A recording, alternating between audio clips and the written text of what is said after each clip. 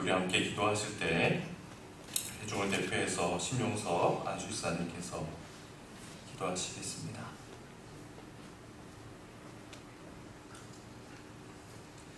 하나님, 오늘도 주님 전에 나와 예배드릴 수 있게 해주셔서 감사드립니다. 하나님, 세상 속에서 생활할 때 저희들의 말과 행동을 잘 절제할 수 있도록 도와주시옵소서. 그리스도인들이 그리스도인답게 산다면 우리의 주변은 엄청난 변화가 일어날 것이라 믿습니다. 다른 사람들을 향한 시선이 나와 내 마음속 깊은 곳으로 향할 수 있게 해주시옵소서. 사람들의 눈을 너무 의식해서 외식하는 자가 되지 않게 해주시옵소서. 성령 하나님의 인도하심에 따라 순종할 수 있는 저희들이 되게 해주시옵소서. 아멘. 옛날에는 TV, 라디오, 영화 정도에 노출되었지만 이제는 셀 수 없이 많은 미디어에 노출되어 있습니다. 세상에서는 더 많은 고급 정보를 요구하고 있지만 우리 마음속에는 하나님이 주시는 고요한 평안이 넘치기를 기도합니다. 아멘. 예배 시간에는 오직 예배에 집중하게 하시고 시간에 쫓기어 바쁘게 허덕이며 살지 않게 해 주시옵소서. 아멘. 모든 것의 주인 되시는 전능하신 하나님만 바라보게 해 주시옵소서. 아멘. 이 시간 하나님의 말씀을 전하시는 목사님에게 성령의 감동하심으로 함께해 주셔서 우리의 마음 깊은 곳에 하나님의 말씀이 박히게 해 주시옵소서. 아멘. 예수님의 이름으로 기도드립니다. 아멘.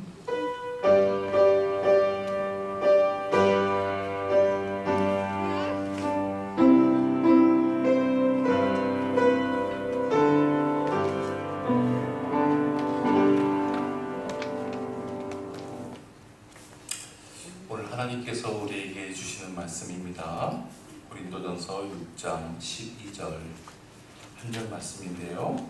함께 받들어 공독하십시다. 시작. 모든 것이 내게 가하나 다 유익한 것이 아니요 모든 것이 내게 가하나 내가 무엇에든지 얽매이지 아니하리라. 아멘.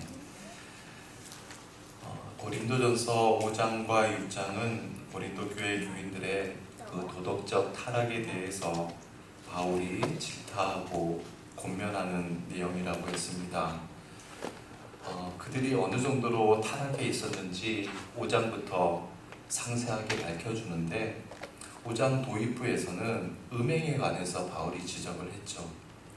얼마나 음행이 보편적으로 만연되어 있었는지 심지어는 고린도 교회 교인 중에 자기 아버지의 아내, 그러니까 친어머니가 아니고 계모 혹은 아버지의 첩과도 음행을 저질렀다는 겁니다. 그런데 여러분, 고린도 교회 교인 중에 이런 음행과 같은 죄를 저지른 자가 그 교인 중에 딱 한 사람만 있었을까요? 그렇지 않습니다. 그래서 바울이 5장 11절에서 이렇게 말하죠. 5장 11절 말씀 함께 읽습니다. 시작. 이제 내가 너에게 쓴 것은 만일 어떤 형제라 일컫는 자가 음행하거나 탐욕을 부리거나 우상 숭배를 하거나 모욕하거나 술 취하거나 속여 빼앗거든 사귀지도 말고 그런 자와는 함께 먹지도 말라 함이라. 자, 여기 보면 만일 어떤 형제라 일컫는 자가, 이 표현은 말하자면 고린도 교회 교인들 가운데라는 의미예요. 따라서 이 말을 바꾸고 말하면 교인들 중에 이런 죄를 범하는 사람들이 또 있었다는 겁니다. 여러분 생각해 보세요.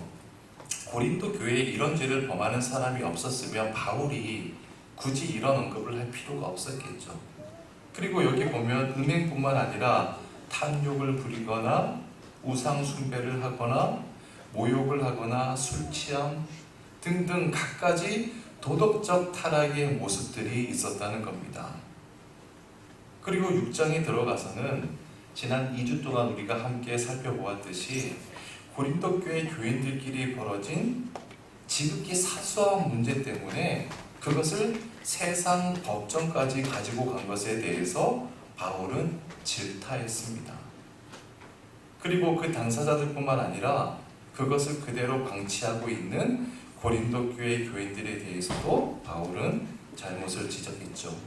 그러면서 6장 8절에서 이렇게 이야기를 해요. 6장 8절입니다. 시작. 너희는 불의를 행하고 속이는구나. 그는 너희 형제로다.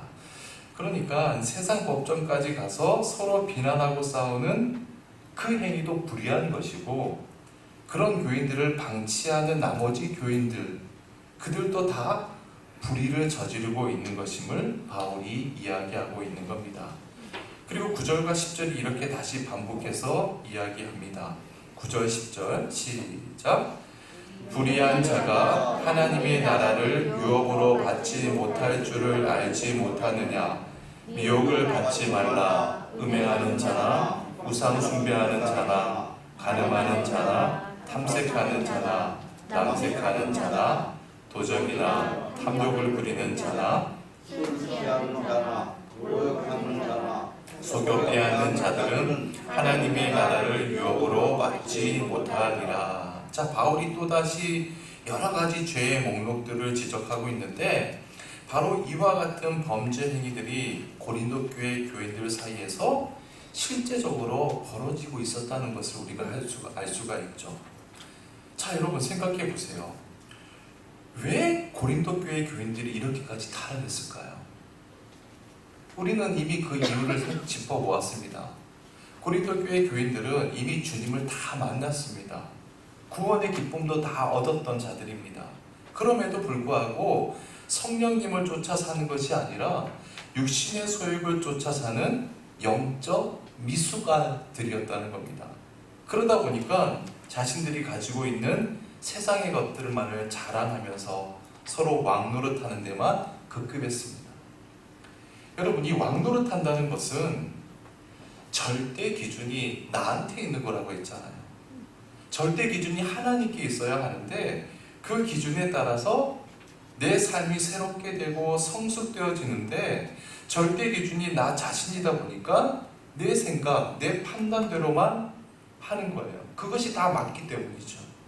그래서 도덕적으로 타락하고 영적으로도 타락하면서 결국에는 패배자가 될 수밖에 없었던 것이죠. 자, 그러면 여기서 우리는 한 단계 더 깊이 들어가서 또 하나의 본질적인 질문을 제기할 수 있어야 합니다. 여러분, 저를 한번 보세요. 여러분, 한번 곰곰이 한번 생각해 보십시다. 그래도 고린도 교회 교인들은 명색이 하나님을 믿는 그리스도인들이라는 사람들 아닙니까? 그리스도인들이 아무리 도덕적으로 타락했다고 할지라도 뭔가 정도의 차이가 있어야 되는 것 아니에요? 세상 사람들보다 조금은 나아 보여야죠. 그런데 어떻게 된 게 세상 사람들, 불신자들보다 더하면 되지, 저 구별이 안 되는 겁니다. 그래서 음행, 우상숭배, 간음, 남색, 술취함, 어떻게 그런 모든 죄가 고린도 교회 교인들에 의해서 자행될 수 있었는가라는 질문입니다. 너무 심하잖아요. 불신자들보다도 더하면 되지 전혀 구별이 되지 않는 거예요. 이게 정말 교회인가 싶은 거예요. 자, 그러면 그럴 만한 이유가 뭐가 있었을까? 그것은 2000년 전 이 고린도 지역을 중심으로 한 그 사회에 만연했던 풍조와 무관하지 않다는 것을 우리가 알 수가 있습니다. 여러분, 당시 이 고린도를 비롯해서 이 헬라 말을 사용하는 이 헬라 세계에서는 두 가지 부정적인 사상들이 사람들의 모든 사고방식에 지대한 영향을 미치고 있었는데요. 그 첫 번째가 뭐냐 하면 영지주의라는 겁니다. 다 같이 영지주의. 영지주의자들은요, 철저하게 인간의 영혼과 유신을 구분했습니다. 이분법, 이원론적으로 생각을 했어요. 이게 무슨 얘기냐 하면 이 육신은요, 아무 쓸모가 없다는 겁니다. 그래서 이 쓸모없는 육신은 고귀한 영혼에 아무런 영향을 미치지 못한다는 거예요. 여러분 생각해 보세요. 인간이 죽으면 육신은 어떻게 돼요? 썩어 없어지잖아요. 따라서 이 육신이 어떤 일을 행하든 간에 그건 무의미하다는 거예요. 아무런 의미가 없어요. 그래서 내가 육신을 쫓아 무엇을 행하던 그것은 의미가 없고 내 영혼에도 어떠한 영향을 미치지 못하기 때문에 내 본능대로 하고 싶은 대로 살면 되는 거예요. 그러니까 아무런 죄의식도 없이 그냥 육신의 소욕을 따라 살아가도 된다는 겁니다. 그게 뭐라고요? 영지주의예요. 자, 두 번째로 당시 사람들에게 영향을 미쳤던 사상은요, 에피쿠로스 사상입니다. 다 같이 에피쿠로스. 이것은 예전에 주일 예배 때도 제가 말씀드렸는데, 에피쿠로스는 사람 이름이에요. 이 에피쿠로스라는 사람은요, 주전 3세기에 그리스에서 태어났는데, 이 에피쿠로스라는 사람은 인간을 이런 식으로 봤습니다. 철저하게 인간은 물질적 결합으로 보았어요. 인간은 원소의 결합에 지나지 않는다는 겁니다. 그런데도 사람들은 인간이 단순한 물질과 원소의 결합이라는 사실을 알지 못하고 대단한 존재인 것처럼 존재에 대한 불안감을 갖고 죽음에 대한 두려움 속에 살아간다는 거예요. 그리고 여러 감정의 혼돈 속에서 미몽에 빠져 산다는 겁니다. 따라서 이 존재적인 불안감, 죽음에 대한 두려움, 감정의 혼돈, 거기에서 벗어날 수 있는 유일한 길은 쾌락을 통해서 이겨낼 수 있다는 거예요. 그래서 그 사상을 쫓는 사람을 가리켜서 에피큐리안 그리고 에피쿠로스 학파라고 불렀는데 우리말로 뭐라고 하는지 아시죠? 쾌락주의자들이라고 불렀습니다. 쾌락주의자. 따라서 그들에게 있어서 본능대로 쾌락을 쫓는 것은 일말의 양심의 가책을 느낄 일이 아니었던 것이죠. 오히려 존재적인 불안과 두려움으로부터 스스로 해방되는 구원책이었다는 겁니다. 자, 그러니까 바로 그와 같은 영지주의 사상과 에피쿠로스 사상이 어디로 침투해 들어왔을까요? 교회 안으로 침투해 들어온 겁니다. 자, 그러면 보세요. 우리는 예수 그리스도를 믿는 크리스천이잖아요. 예수 그리스도를 믿는다는 게 뭡니까? 죄와 사망으로부터 자유하는 것이잖아요. 모든 죄책감으로부터 해방되는 거 아닙니까? 자, 그러면 죄와 사망에서부터 해방되고 죄책감이 없어졌는데 세상에서 말하는 영지주의와 에피쿠로스 사상이 예수 그리스도의 복음과 아주 오묘하게 결합이 된 거예요. 그래서 구원받은 그리스도인들은 어떻게 살아도 문제가 되지 않는 거예요. 내가 살고 싶은 대로 살면서도 아무런 양심의 가책을 느끼지 못하는 거예요. 그리스도인들이 영지주의자처럼 에피쿠로스 주의자들처럼 그렇게 행동해도 아무런 양심의 가책을 못 느끼는 거예요. 여러분, 교회라고 하는 공동체가 어떤 곳입니까?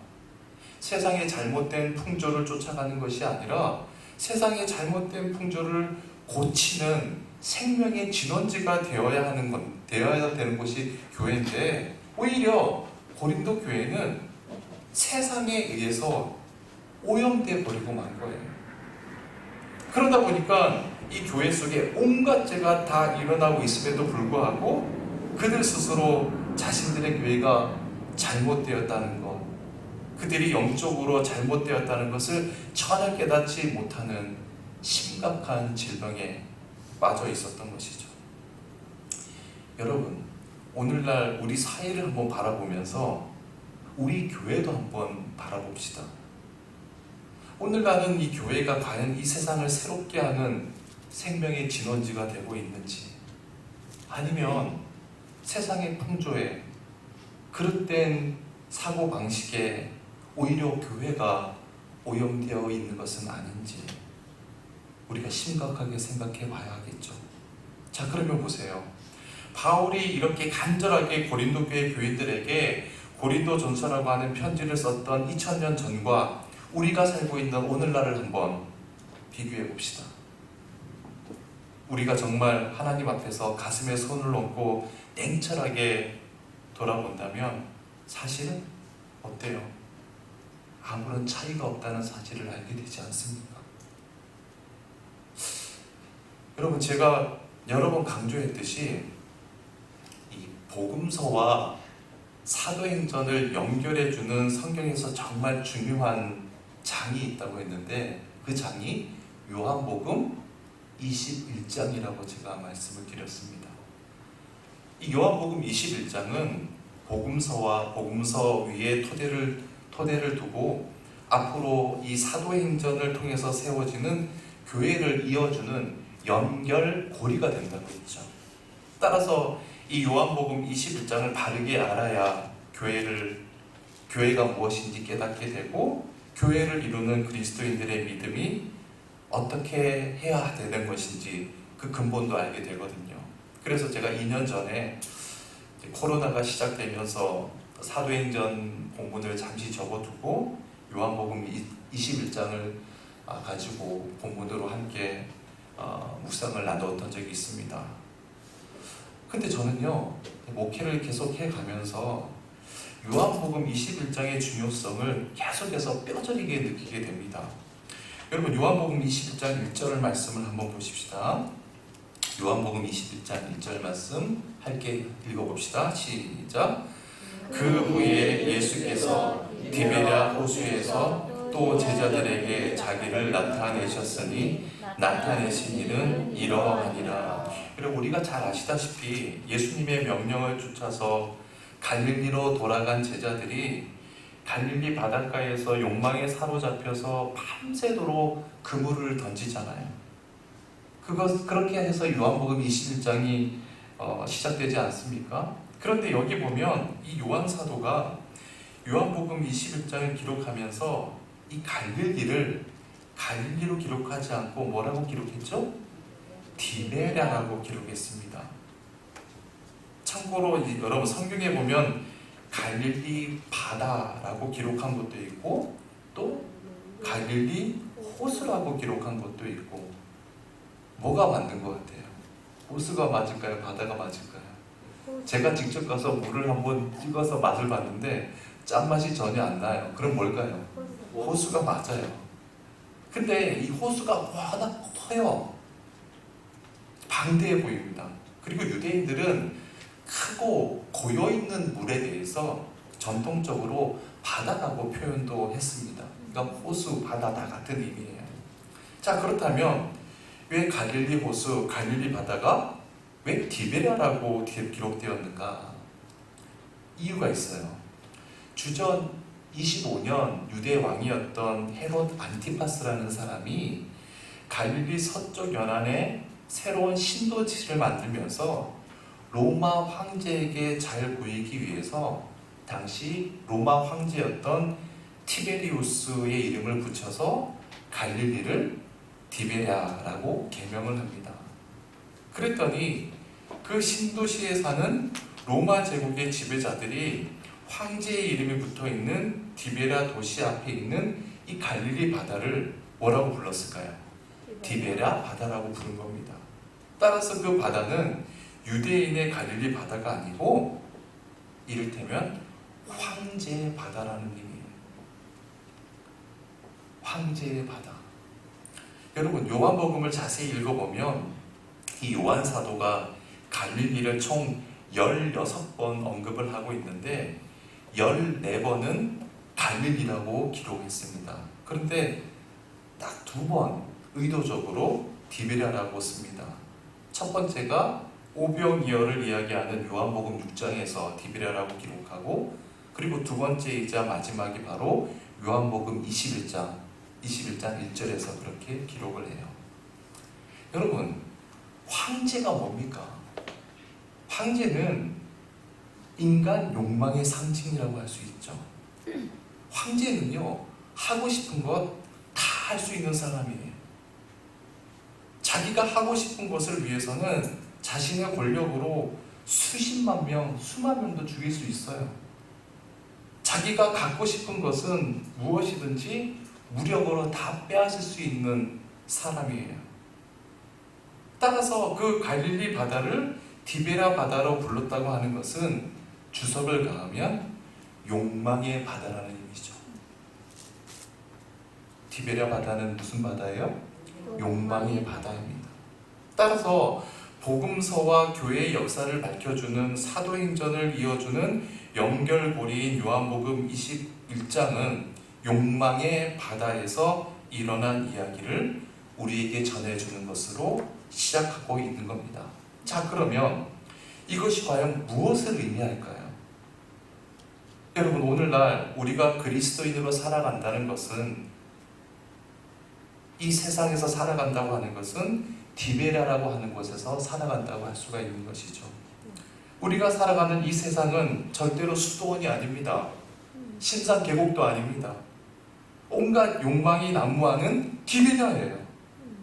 이것은 2000년 전과도 마찬가지고 오늘날도 마찬가지고 앞으로 주님 오시는 그날까지도 마찬가지일 거예요. 그렇다면 우리 그리스도인은 어떤 사람들인가?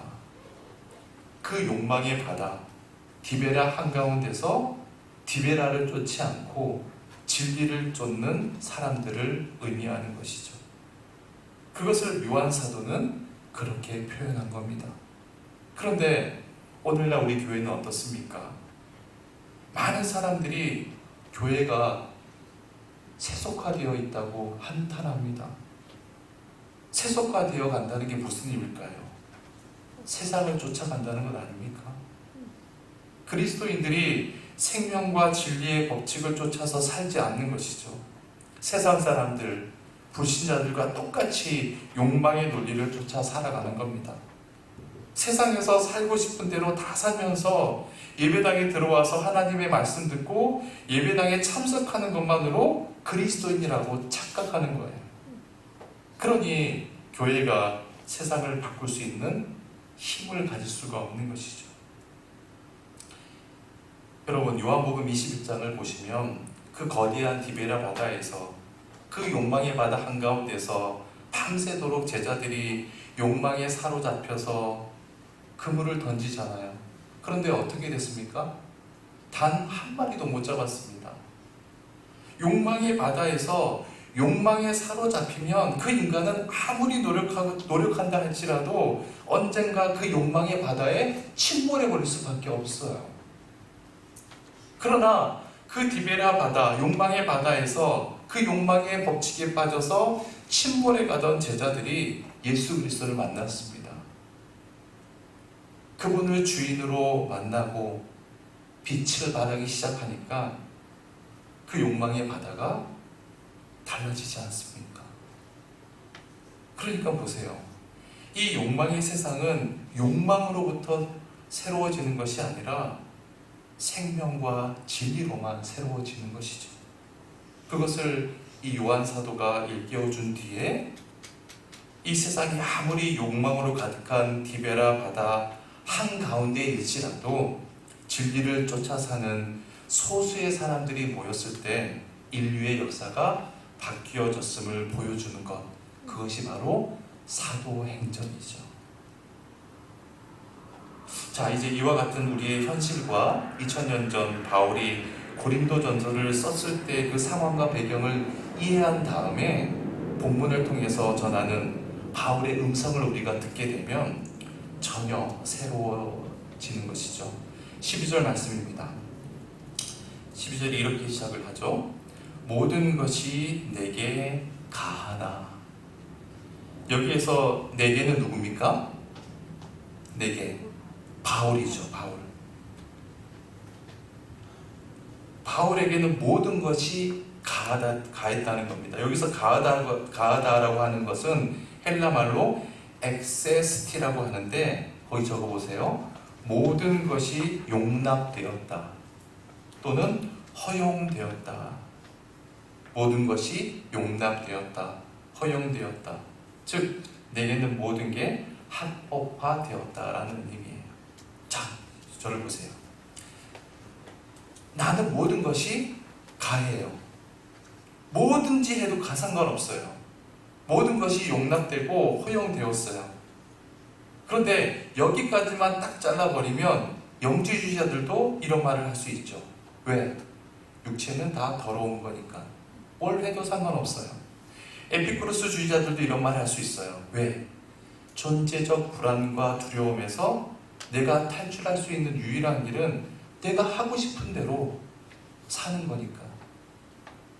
우리 그리스도인들도 이런 말을 할 수 있어요. 왜요?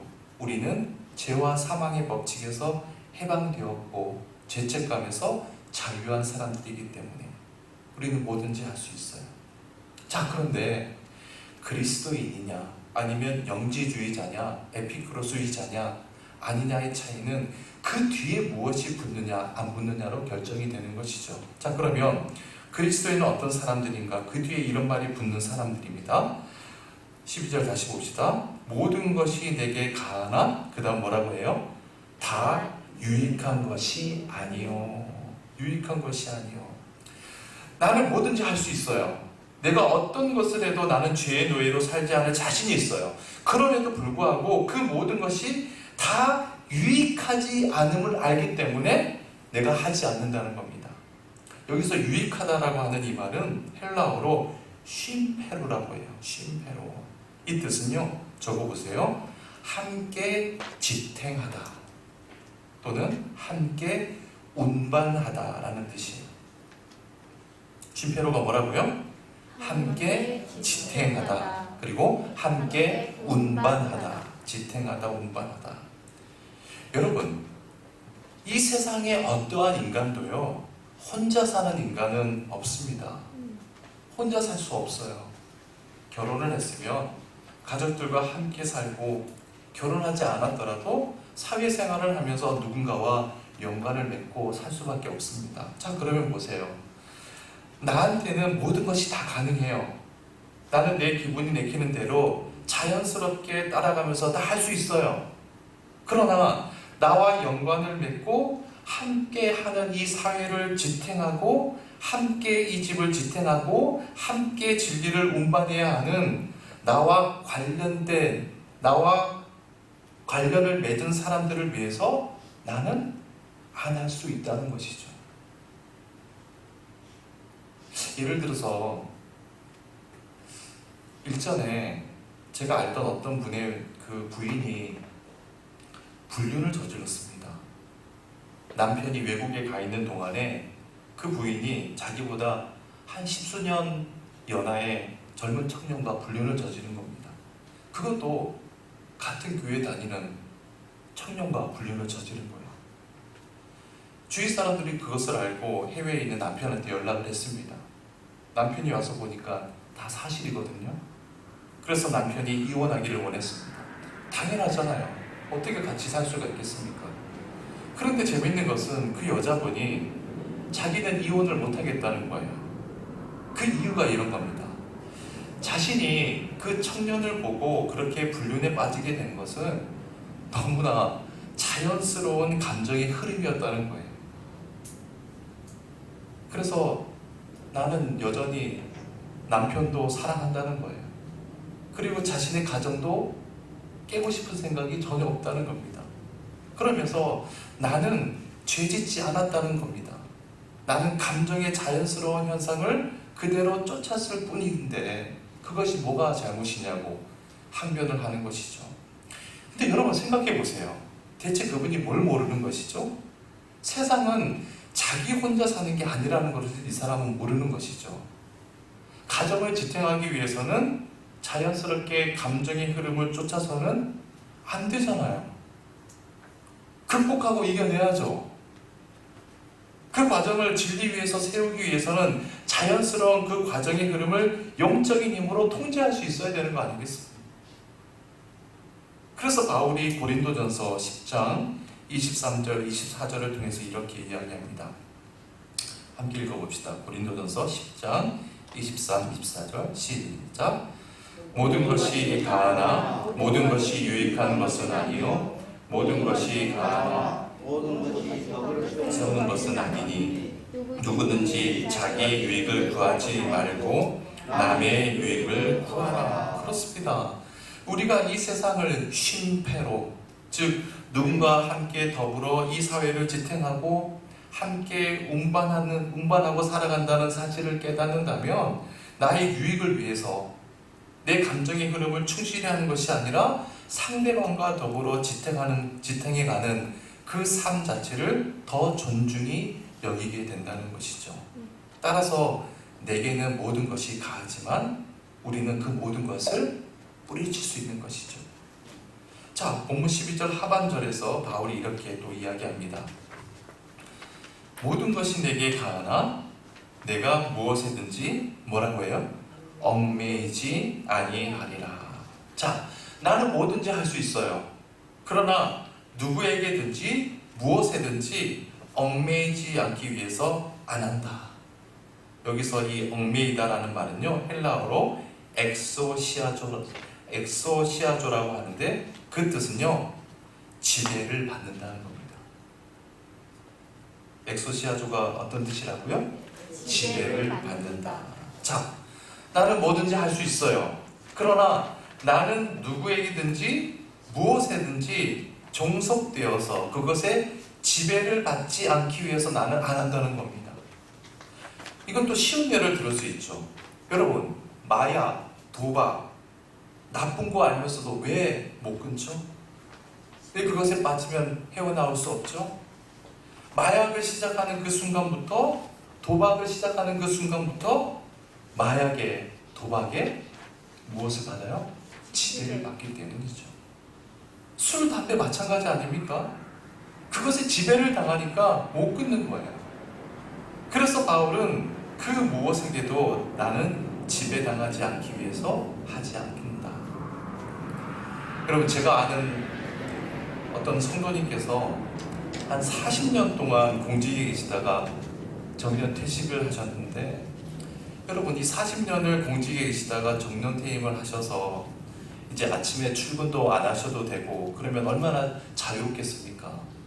자유롭게 자기 여가 생활을 할 수 있잖아요. 그런데 그분이 퇴직하고 난 그 다음 날부터 아시는 지인으로부터 소개를 받았어요. 어떤 소개를 받았냐면, 이분이 바둑에 이제 취미가 있었는데, 아는 지인이 인터넷 바둑이 참 배우기도 쉽고 하기도 편하다는 거예요. 그래서 인터넷 바둑 사이트에 가입을 했는데 자그마치 6개월 동안 밤낮으로 하신 게 인터넷 바둑을 두는 거였다는 거예요. 낮에도 바둑, 밤에도 바둑, 인터넷으로 하루 종일 그렇게 바둑을 두면서 6개월을 보냈다는 겁니다. 여러분, 이게 무슨 말일까요? 뭐에 지배를 당한 거예요? 인터넷에 지배를 당한 겁니다. 거기에 노예가 돼버린 거예요. 그래서 이분이 이래서는 안 되겠다 라고 다짐하면서 운동도 하시고 사람도 만나시면서 여가를 즐겨야겠다고 결심하고 결국 그 6달 만에 그 사이트를 다 지우고 손을 터셨다고 그래요. 여러분, 또한 우리는 이 세상을 살아가는데 돈이 필요합니다. 물질이 필요해요. 우리가 살아가는데 돈은 정말 중요한 도구이죠. 그런데 내가 돈 위에 서서 돈의 주인으로 살아가느냐, 아니면 돈의 지배를 받는 노예로 살아가느냐에 따라서 내 삶의 과정과 결과는 틀려지는 것이죠. 많은 사람들이 돈을 벌기 위해서 열심히 일을 하는데 돈을 도구로 쓰는 것이 아니라 돈의 지배를 받으며 살아갑니다. 그런 분들이 얼마나 많은지 몰라요. 여러분, 잊지 마십시다. 우리를 지배할 수 있는 분은 누구예요? 예수 그리스도밖에 없습니다. 예수 그리스도가 우리를 지배하는 분이세요. 따라서 바울은 예수 그리스도 이외에 누가 되었든 무엇이 되었든 나를 지배할 수 있는 것이라면 나는 하지 않겠다라는 것이죠. 그래서 바울은 모든 것이 내게 가하나 다 유익한 것이 아니요 모든 것이 내게 가하나 내가 무엇에든지 얽매이지 아니하리라 라고 고백하고 있는 겁니다. 여러분, 이 바울의 고백은요, 우리에게 중요한 두 원칙을 설명해 줍니다. 이 12절을 통해서 보여주는 두 가지 원칙. 첫 번째는 나는 그리스도인으로 모든 것이 가하다. 즉 뭘까요? 그리스도인의 자유예요. 첫 번째 원칙이 뭐라고요? 그리스도인의 자유. 죄와 사망에서부터 해방된 우리는 무엇이든지 다 할 수 있어요. 뭘 못해요? 자유로운 영혼이 됐는데, 그리스도 안에서 죄와 사망에서 해방되었는데 우리는 자유인이에요. 근데 두 번째 원칙이 있습니다. 그러나 내가 더불어 함께 살아가는 사람들과 나를 지배하는 예수 그리스도를 위해서 나는 자유를 함부로 사용하지 않는다는 겁니다. 두 번째 원칙이 뭐예요? 나는 자유를 함부로 사용하지 않는다 라는 원칙이에요. 이와 관련해서 바울이요, 갈라디아서 5장 13절을 통해서 정말 잘 정리해 놓은 구절입니다. 같이 읽어봅시다. 갈라디아서 5장 13절 시작. 형제들아, 너희가 자유를 위하여 부르심을 입었으나 그러나 그 자유로 육체의 기회를 삼지 말고 오직 사랑으로 서로 종노릇하라. 너희들은 그리스도 안에서 자유한 자로 부르심을 받았다. 자유로운 영혼이다. 본문 말씀으로 보자면 내게는 무엇이든지 가하다. 다 가하다. 그러나 그 자유로 육체의 기회를 삼지 말고 어떻게 하라? 서로 사랑으로 종노릇하라. 종노릇 한다는 게 뭘까요? 함께 더불어 살아가는 사람들을 위해서 내가 하지 말아야 할 것 하지 않는 거예요. 그게 사랑이에요. 그게 사랑하는 겁니다. 말씀을 읽겠습니다. 여러분, 우리가 주님 안에서 서로 사랑하고 종노릇하면서 살아가기 위해서는 예수 그리스도에 얽매이지 않으면 안 됩니다. 예수 그리스도의 지배 속에 있지 않으면 안 됩니다. 우리를 지배할 수 있는 분은 오직 예수 그리스도밖에 없습니다. 여러분, 아무쪼록 여러분 모두가 오직 예수 그리스도의 지배 속에서 참 자유를 누리며 살아가시길 주의 이름으로 축원해 드립니다. 아멘. 12절 말씀 다시 한번 같이 읽어봅시다. 시작. 모든 것이 내게 가하나 다 유익한 것이 아니요 모든 것이 내게 가하나 내가 무엇에든지 얽매이지 아니하리라. 아멘. 우리 찬송가 370장 함께 부르십시다.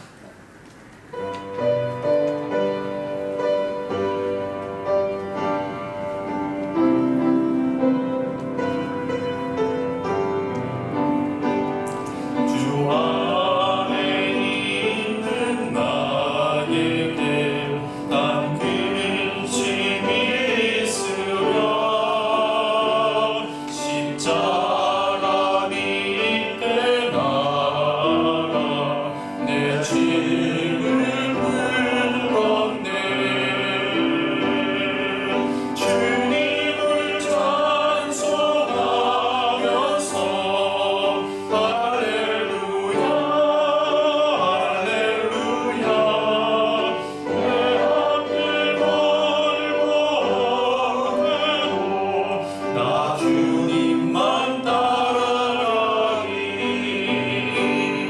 그 두려움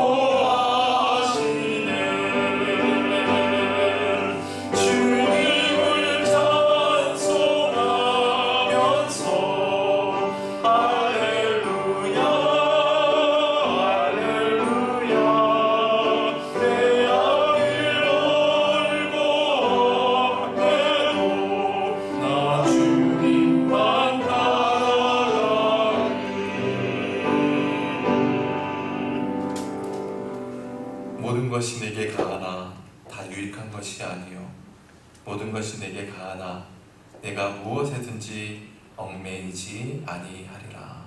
아멘. 주님, 이 시간 우리가 살아가는 이 세상은 디베라 바다, 욕망의 바다 한가운데임을 깨닫게 해주시니 감사합니다. 소망하기는 주님을 믿는 우리 모두는 주님의 지대 속에 있는 존재임을 잊지 않도록 도와주십시오. 주님, 우리는 모든 것을 할 수 있지만 그러나 주님을 위해서 행하지 말아야 될 것을 행하지 않는 자가 되게 하시고, 모든 것이 다 가능하지만 더불어 살아가는 사람들을 위해서 하지 않을 것을 하지 않게 하시고, 모든 것이 다 가능하지만 그러나 오직 그리스도의 지배를 받기 위해서 내가 끊어야 될 것을 끊을 수 있는 그리스도인들이 되게 도와주십시오. 그래서 진정으로 자유한 그리스도인들이 되게 도와주시고, 주님 안에서 서로 사랑으로 종노릇하는 저희들 모두가 되게 도와주십시오. 그와 같이 우리가 삶을 살아갈 때 디베랴와 같은 이 혼탁한 세상을 밝히고 맑히는 진리의 등대로 살아가는 참된 자유인의 기쁨을 누릴 수 있도록 도와주옵소서. 모든 은혜 감사드리며 예수 그리스도의 이름으로 기도드리옵나이다. 아멘. 하늘에 계신 우리 아버지여, 이름이 거룩히 여김을 받으시오며 나라의 마옵시며 뜻이 하늘에서 이룬 것 같이 땅에서도 이루어지이다. 오늘날 우리에게 일용할 양식을 주옵시고 우리가 우리에게 죄 지은 자를 사하여 준 것 같이 우리 죄를 사하여 주옵시고 우리를 시험에 들게 하지 마옵시고 다만 악에서 구하옵소서. 대개 나라와 권세와 영광이 아버지께 영원히 있사옵나이다. 아멘.